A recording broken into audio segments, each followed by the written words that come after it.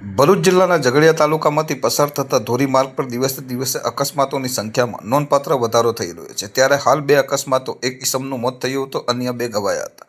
ગત રાત્રિ દરમિયાન સારસા રાજપારડી વચ્ચે સિંગચણાની લારી ફેરવીને ગુજરાન ચલાવતું એક પરપ્રાંતીય શ્રમજીવીનું મોત નીપજ્યું હતું।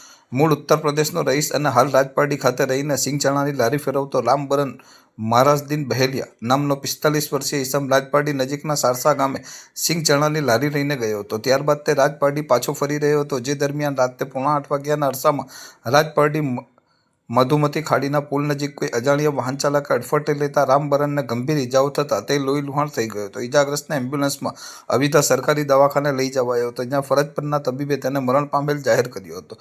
અકસ્માતની ઘટના સંદર્ભે રાજપારડી પોલીસે અકસ્માત કરી પોતાનું વાહન સ્થળ ઉપરથી લઈને નાસી ગયેલ અજાણ્યા વાહન ચાલક વિરુદ્ધ ગુનો નોંધી તપાસ હાથ ધરી છે। ઉલ્લેખનીય છે કે ઘટના સ્થળેથી લઈને રાજપારડી 4 રસ્તા વચ્ચે ઘણા ધંધાકીય સ્થળોએ સીસીટીવી કેમેરા ઉપલબ્ધ છે, ત્યારે પોલીસ દ્વારા સઘન રીતે સીસીટીવી કેમેરા ચેક કરવામાં આવે તો અકસ્માત કરી નાસી ગયેલ વાહન ચાલક ઝડપાય તેવી સંભાવનાઓ છે। અન્ય અકસ્માત તારીખ 8મીના રોજ રાતના 9 વાગ્યાના અરસામાં ગોવાલી નજીક એક હાઈવા ટ્રકે અડફટે લેતા એક્ટિવા મોપેડ સવાર ધનરાજ મંગાભાઈ પટેલ રહેવાસી ગામ ગોવાલી અને તેમના પત્ની ઇજાગ્રસ્ત થયા હતા, તેમજ મોપેડને પણ નુકસાન થયું હતું। ઘટના સંદર્ભે ઝઘડિયા પોલીસે હાઈવા ટ્રકના ચાલક વિરુદ્ધ ગુનો નોંધી આગળની વધુ તપાસ હાથ ધરી હતી।